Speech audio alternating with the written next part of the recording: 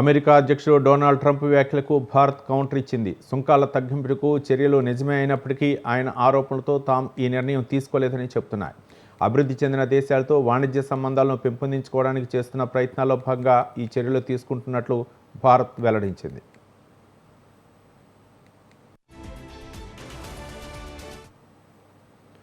గతంలో ద్వైపాక్షిక వాణిజ్య ఒప్పందాల నేపథ్యంలో భారత్ వరుసగా Australia, United Arab Emirates, Switzerland, Norway వంటి దేశాలపై సుంకాలను తగ్గించింది. ప్రస్తుతం ఐరోపా సమైక్య, యూకేతోనూ పలు ఒప్పందాల కోసం చర్చలు జరుగుతున్నాయి. ఈ క్రమంలోనే అగ్రరాజ్యంతో వాణిజ్య సంబంధాలను మరింత బలోపేతం చేసుకోవడానికి వీటిని తగ్గించాలని న్యూఢిల్లీలో నిర్ణయం తీసుకుంది.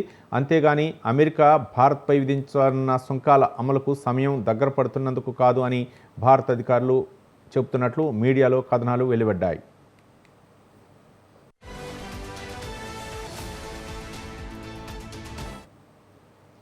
నివేదికల ప్రకారం వ్యవసాయ ఉత్పత్తులు మినహా దాదాపు అన్ని వస్తువులపై సుంకాలను తొలగించాలని అమెరికా భారత్ను కోరింది.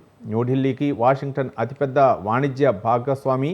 గత ఆర్థిక సంవత్సరంలో ద్వైపాక్షిక వాణిజ్యం రికార్డు స్థాయిలో $118.2 బిలియన్ చేరుకుంది. కాగా 2030 నాటికి దీన్ని $500 బిలియన్ చేర్చాలనే లక్ష్యంతో భారత్ ముందుకు వెళ్తోంది.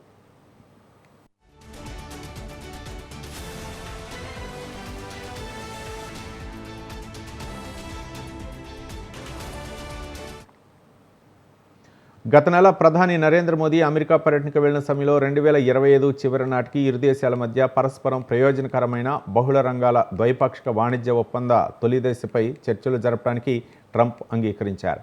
ఇందులో భాగంగానే మరిన్ని వస్తువులకు మార్కెట్ను తెరవటం, సుంకాల అడ్డంకులను తొలగించడానికి ఇరు దేశాల నేతలు ఒప్పందం చేసుకున్నట్లు అధికారులు పేర్కొన్నారు.